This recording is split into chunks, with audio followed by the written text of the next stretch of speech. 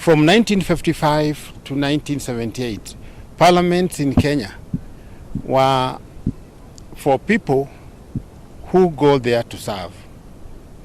They were elected to serve, and they volunteered to serve. So even a salary of as little as 500 shillings was adequate. And the champions like Martin Shikuku, Koigwa Mwere, J.M. Kariuki, and all others, they went there to serve. Daniel Arap Moi was the first MP for Left Valley. You can remember 1955 in the Regico. They all went to serve. But from 1979 to date, they elect themselves. I'm saying they elect themselves. I repeat, they elect themselves to go and eat. It's their time to eat. So this eating party, which is supposed again to come tomorrow, just work that minute, only that minute, finish up your eating party, and then meet and deliberate on the situation, worsening situation because of drought. People are suffering, people are dying because there is no water, there is no food. You have the powers as parliament to stop any program or any project, including the so-called general elections. You can do that and be able now to have the funds available for Kenyans not to starve. And talking about starvation, there's even a bigger embarrassment today. We hear that potatoes we eat for chips must come from South Africa, Netherlands, and other places. What a shame. I'm calling upon Bwana Munya, just go and practice law because we are good at as a lawyer. But for agriculture, let us have another Mumeru. If we must have a Mumeru, they are there. Weko wengi sana huko, kina Professor Mwaja, kina Njeru, wako wengi. If we must have on Mheshimiwa Uhuru Kenyatta, if we must have a man from Meru to become a minister for agriculture, just give us any other. Lakini mtu kama huyu, if truly you are signing documents for Kenyans to import potatoes and they cannot have chips at KFC and they're putting it to the media, what a shame, what a farce. And there's a CS for agriculture. God save Kenya. God save Kenya. And for you members of parliament, please don't take these 3 days to talk about your eating. Talk about what is ailing Kenya. The Lamu situation with Al-Shabaab, the situation with the water, the situation with the drought. But don't tell us, don't bother us with that show you showed us the other day. And if you want to give us that show, please switch off the cameras. Let us enjoy the music in our televisions, because we buy our televisions, we're not given for free. We also pay for their time, so that we enjoy ourselves and you people do your things there.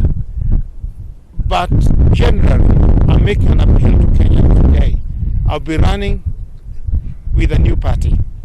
I'm calling upon anybody who wants to run for MCA anywhere in Kenya, anyone who want to run for MP anywhere in Kenya, anyone who wants to become a governor, senator, or women representative, or whatever, or a president, with a philosophy inbuilt, customed philosophy that it is our time to serve, to contact me. I'll be announcing the parties shortly, and when I get my partners, I've done even the invites for all of you media houses and everything. We'll come and partner with us, and we do a service, not eating. Mheshimiwa hatakiwi kwenda kukula. He's supposed to be serving. If you send your child to go and pick bread from a supermarket, you don't wait by the doorstep and start clapping that umeletewa mkate. It is your duty to utilize the funds by CDF the way they're supposed to be, but not your duty to come and celebrate the weaknesses in the same government which you serve that allow you to behave as if CDF money is your own personal money. It's your own funds. Munya would have done something very simple.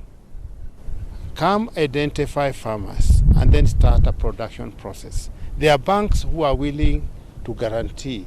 There are insurance companies which are willing to guarantee. There are farmers who are willing to produce to give their land. There are farmers who are willing to produce labor. And you will have enough potatoes even to sell to other countries. But this idiocy of getting things from South Africa, Israel, and all these other places is just a question of being too lazy or not knowing what to do. And that's why I'm saying, if Munya comes from Meru and doesn't know Timau, where there is the best potatoes anywhere in Africa, then he has no business being a minister for agriculture. He can as well be a constitutional affairs minister.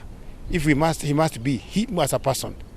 Or we have a second minister coming from that area. That's Nakuru tumezoea. We have never had a cabinet secretary from 1963. It's no big deal. Here tumezoea hiyo. And we excuse you for that. But we cannot have somebody who is allowing, somebody coming from Meru, allowing people to import viazi from Egypt in the desert, from South Africa, from Netherlands, kule kwa ile baridi, and then still be a minister. It's not possible. Even when you want to be very supportive like I am to the government, but it's not possible. If we must have a Meru cabinet secretary for agriculture, wako. I'm saying people like CS Munya, people like Dr. Kiome, people who are sharp to the bone. Yeah, people like Njeru. I can name about 12 of them, top people who would make Munya look like an ECD kid in agriculture. People, when they speak science, they speak authoritatively on agriculture. Why are we having somebody here just moving from left to right, messing around coffee, tea, mala, what, and then having potatoes, even cannot sell potatoes from Timau? And we have KFC here come and even apologizing and making fun of us. They make us look like stooges. What we are lacking in Kenya is not funds, it's not seeds availability, it is management. And for KFC, they are not that daft. They cannot go all the way to South Africa to get potatoes if they know they can get the same in Timau. But you need to make sure that the potato they want is of the dimensions and measurements that you require, that they require for the proper menu.